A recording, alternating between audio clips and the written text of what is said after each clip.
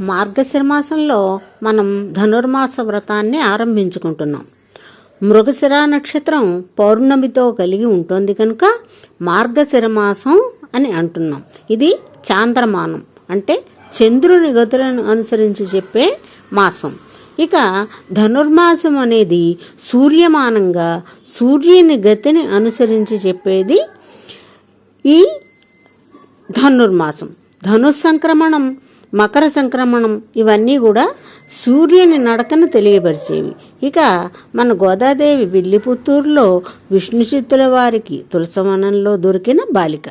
ఈమె ఊహ తెలిసిన దగ్గర నుంచి రంగనాథుడిని భర్తగా ఊహించుకుని ఆయనకే తన జీవితాన్ని అంకితం చేసిన తల్లి.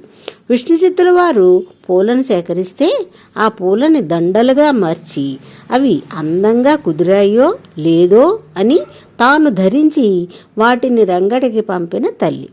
ఇక్కడ రామాయణంలో శబరి తను రుచి చూసిన ఫలాలని రాముల వారికి ఇచ్చినట్లుగా గోదమ్మ తాను ధరించిన మాలలను రంగడికి పంపేదిట.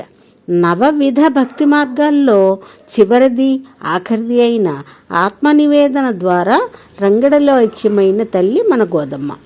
తిరుప్పావే వ్రతంలో గోదాదేవి చెప్పిన వ్రత నియమాలన్నీ కూడా మనం నిత్యం అనుసరించవలసిన నియమాలు. ఈ నెల రోజులు రోజుకొక పాసురాన్ని పాడిన గోదాదేవి పాటల మాలికా దండలని తను ధరించి విడిచిన పూలను రంగనాథుడికిచ్చి పూమాలలో సమర్పించిన తల్లిగా రంగిడిలో ఐక్యమైంది గోదమ్మ.